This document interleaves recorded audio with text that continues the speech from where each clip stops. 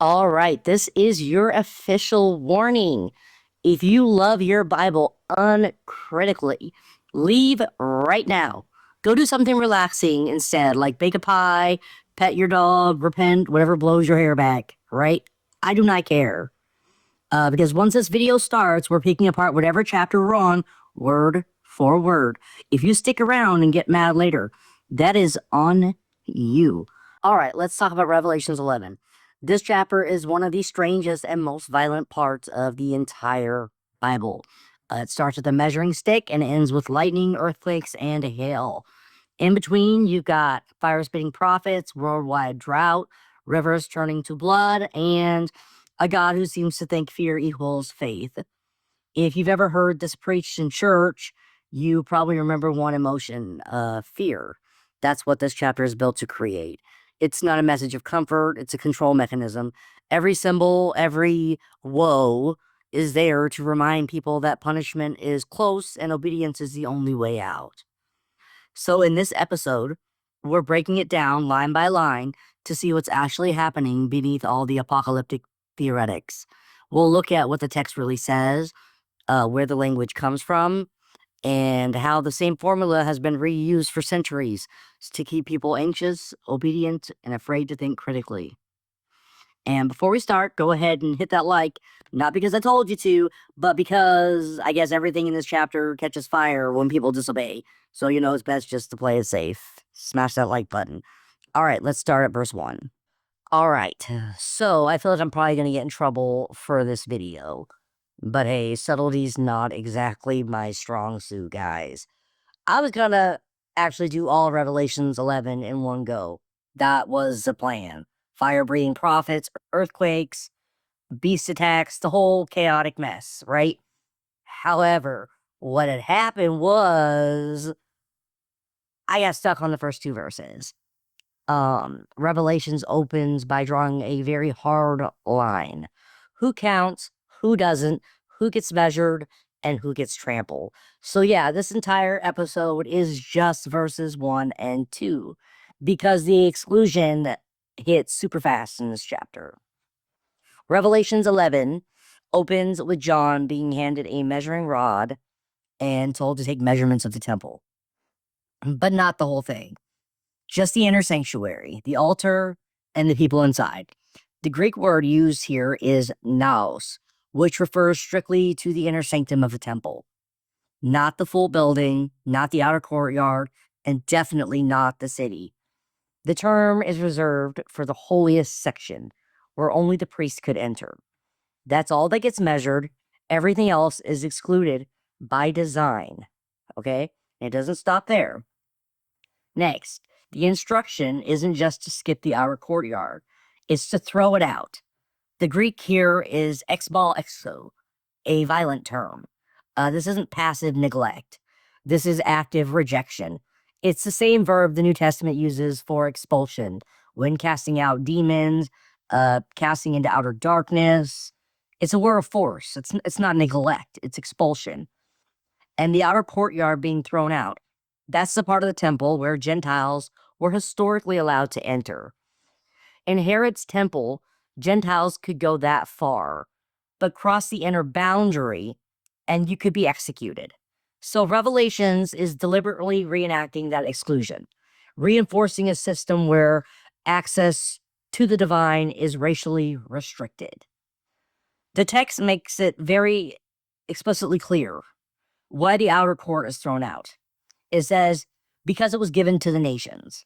Ethnicene means Gentiles, non-Jews, everybody else. And what are those Gentiles allowed to do? They're allowed to trample the holy city. The term is katapatio. I'm probably saying it wrong. Excuse my Greek. Hopefully I don't summon a demon. Anyway, to stomp underfoot, to crush, to desecrate.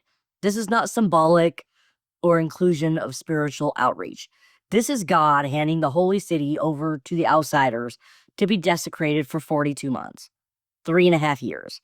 The time frame is recycled directly from Daniel 7 and Daniel 12, where an oppressor desecrates Jerusalem for 1,260 days. Revelations copies that timeline and slaps it on a new apocalyptic scenario here. This is not an inclusive vision. This is ritual segregation. Measuring is not a sign of universal care. It's a tool for categorizing who matters. The inner sanctuary gets measured, meaning it's preserved. The outer court gets excluded and trampled, meaning it's been written off. This scene shows partition, not mercy. And if you're a Gentile, which you almost certainly are, then in the text worldview, Gentiles are placed outside that line. Now, let's be really clear here about what modern certain religions commenters do here. They spin this, they reinterpret it, they scramble for metaphors. Some say the temple is just a symbol for the church, and the measuring is about spiritual faithfulness. Others claim it's about a future temple that'll be rebuilt in Jerusalem before the end of the world. Some even argue that the Gentiles here aren't bad. They're just part of a temporary stage of God's plan. But none of that comes from the text itself. Revelations 11, 1 through 2 doesn't mention any spiritual growth, conversion, outreach, or repentance. It says, measure the holy part, throw the rest out. Give it to the nations to trample. That is what it says. And this fits perfectly with the rest of Revelations. In chapter 7, the people who get sealed for salvation are a very specific group, 144,000. And every single one is from the tribes of Israel. The text names the tribes, if you've watched that chapter already, but the text names the tribes: Judah, Reuben, Gad, Asher, Naphtali, and so on, 12,000 for each. It's not symbolic, it's not spiritualized, it's an ethnic roll call. And there is no Gentile inclusion. Not in the list, not in the seal, not in the inner sanctuary. Later in Revelations, the nations appear again walking by the light of the New Jerusalem. But that's after the plagues, not during the measurement. In chapter 11, the line is still very much drawn. And yes, Revelation's finale mentions the nations walking by the light of the city. This is in chapter 21, verses 24 through 27. But even there, if you look, they're walking by it. They're not in it. The gates are open, but the only ones who actually enter are those written in the Lamb's Book of Life. The rest stay outside, getting healed from the light that spills out. That isn't equality. That's subordination. Even in the happy ending, Gentiles are still orbiting the city, not living inside of it. Even in Revelations 21, when the New Jerusalem descends from heaven, the only name on the city gates are the 12 tribes of Israel. If you're a Gentile, there's no door with your name on it. You are not part of the measured. And you are not inside the line. You're outside with the dogs, the idolaters, and the rest of the damned. In Old Testament prophetic literature, measuring often meant hope or restoration, right? If you look at Ezekiel 40, chapters 40 and 42, an angel measures a future temple that represents a better future. In Zechariah 2, God tells the prophets that Jerusalem will be protected by fire. In Amos 7, God uses a plumb line to judge Israel's morality. But Revelations completely flips that completely around. Measurement isn't about restoration anymore in this chapter. It's about exclusion. God's saying, measure the part I claim. Let the rest burn. Here's the brutal truth. Revelations 11, 1 through 2 is not about Gentiles being redeemed. It's about them being rejected. The temple isn't a metaphor for unity. It's a filter. The measuring rod isn't a comfort. It's a scale of judgment. The Gentiles aren't coming in through the outer court. They're being assigned to the dirt, handed a timeline, and told to trample what's left. There is nothing inclusive about this. If you're waiting for some universal salvation arc here, it's not in these verses. Revelation 11 starts with God drawing a very hard line. And if you're not from one of the named tribes, you're already on the wrong side of it. Now, pastors will say this is all a metaphor. Fine. Let's read it as a metaphor and see what it actually says. The text tells John to measure the naos, the inner sanctuary, not the whole complex. In a metaphor, that means God defines an inner group that counts and an outer group that does not count. Measuring is boundary setting. It's an in versus out. The command is not to inspire the outer courts. It's to leave it out and throw it out. Exbal exo is the Greek word used. Throw it out. In metaphor, that is not spiritual care. That is exclusion. The space associated with the ethne, the nations, is excluded by instruction, then handed over to be trampled. Metaphor does not soften that. It codifies it. The inner is preserved, the outer is disposable. We're still in the metaphor. If the temple is the church, then the metaphor still says the church has an inner sanctum that is measured and protected, and an outer zone assigned to outsiders who stomp it down for a fixed period. That is not inclusion. That is a hierarchy. Spiritualizing the scene only moves the wall from stone to doctrine. The verb stays the same. Measure the insiders, exclude the outsiders, give their space to be trampled. Whether you call this architectural or you call it ecclesial, the result is the same line. And this metaphor sits next to Revelation 7, where the protected group is identified as 144,000 from Israel's tribes. If you want the metaphor to mean all believers, the text completely undercuts you. The sealed are Israel, named by tribe, numbered by count. The great multitude is a different vision and is not sealed.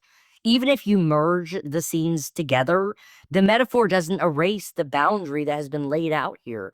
It reinforces it. Measured versus unmeasured, sealed versus unsealed, inside versus outside. Pastors will then jump to Revelation 21:22, and they say, see, the nations are in the story. Yes, they walk by the city's light, and they are healed by what flows from the city. The gate rule still stands. Only those written in the Lamb's Book of Life enter into the gate.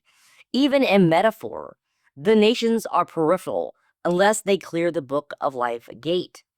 That is a conditional access that leaves the structure of insiders and outsiders intact. And even if you grant the pastors every metaphor they want, the passage still says this: God draws a boundary, measures insiders, expels outsiders, and assigns their space to be trampled. This is the content of the metaphor. It does not preach inclusion. It preaches a protected core and a discarded perimeter. All right.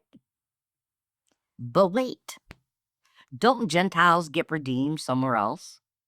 Here's where some religions try to pit it. They point to Revelation 7:9, where it says there's a great multitude from every nation, tribe, people, and tongue standing before the throne, right? This is what they claim includes the Gentiles. And it might. But here's the thing. They're not sealed like the 144,000. They're not measured like the inner sanctuary. They're not in the temple vision of Revelations 11 at all. The text gives zero explanation of how they got there, what they represent, or whether they even have covenant status. It's a vague crowd scene that conveniently appears just long enough for apologists to project inclusivity onto it. But that's not what Revelation 11 is doing. In Revelation 11, Gentiles are assigned a role of desecration, excluded from the sanctuary and cast out of God's protection. Period. Point blank, that's what's going on. Don't let anyone lie to you and say this is about unity or outreach. The text is what it is. Okay, let's add more here. What about the great multitude? And here it comes, the most common excuse when you point out that Gentiles are excluded from Revelations 11. Someone always throws it out like a big trump card. But Revelation says there's a great multitude from every nation serving God in his temple. Yeah, that's verse 15. So let's actually read it and not just wave it around like a get out of exclusion free card. Here's what it says in the Young's literal translation.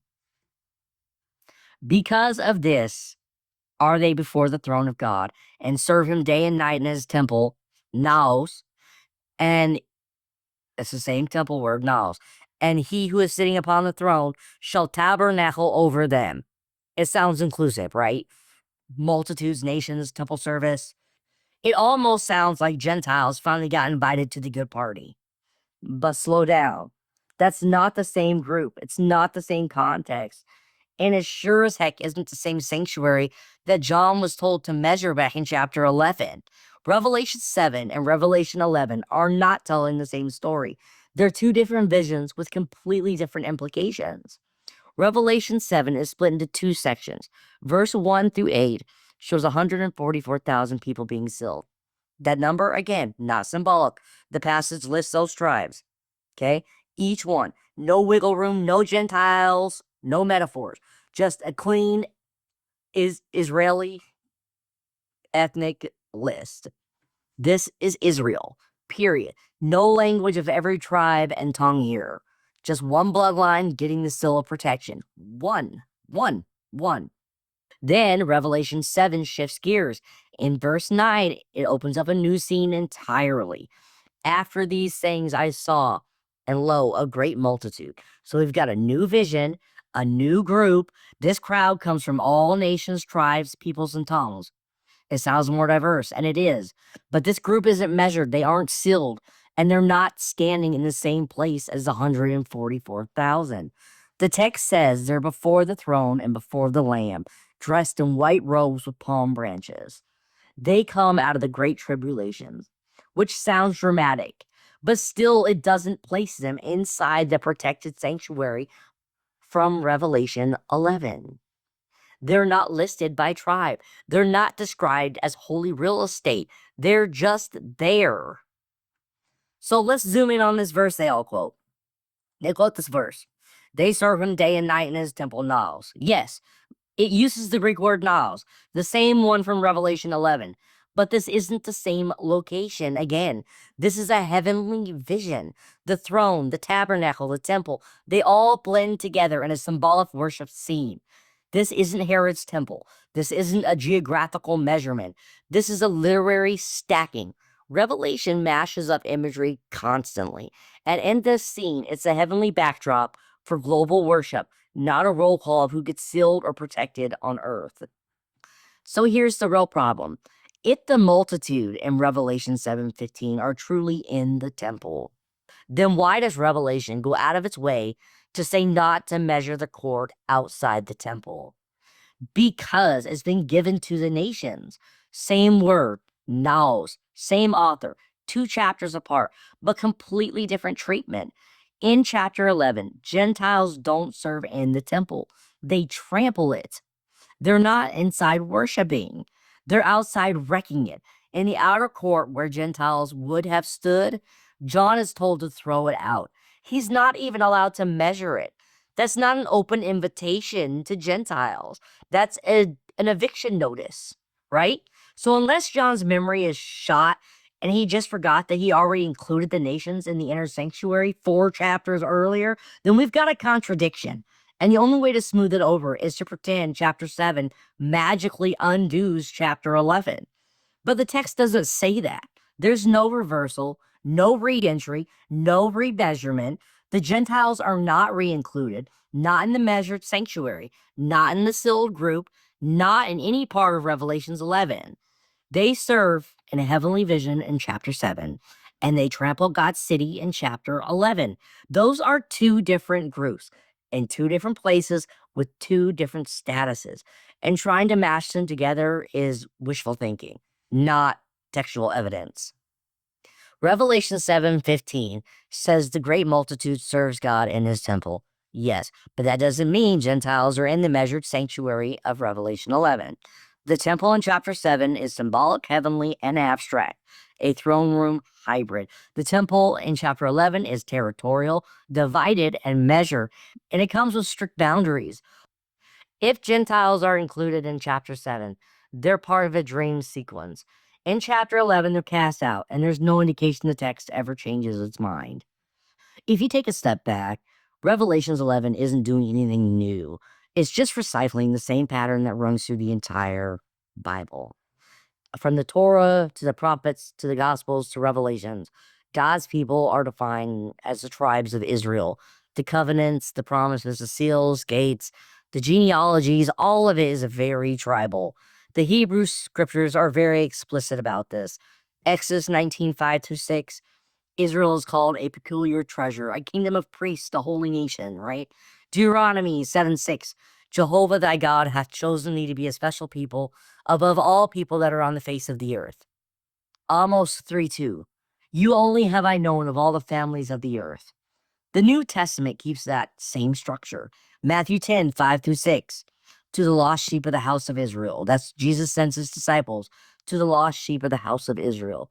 Revelation 7, salvation is still tribe by tribe, 12,000 each. Revelations 21, the city gates bear the names of those tribes.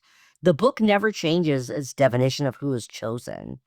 Gentiles appear around the edges, sometimes blessed, sometimes trampled, but never written into the core covenant itself. Even when the imagery turns symbolic, the boundary stays very ethnic. So when Revelation 11 draws a line around the sanctuary, it's not an accident. It's the final message. The covenant circle stays with Israel. The nations stay outside. God's chosen people in the text are the 12 tribes, not the Gentiles, not the outsiders, not you.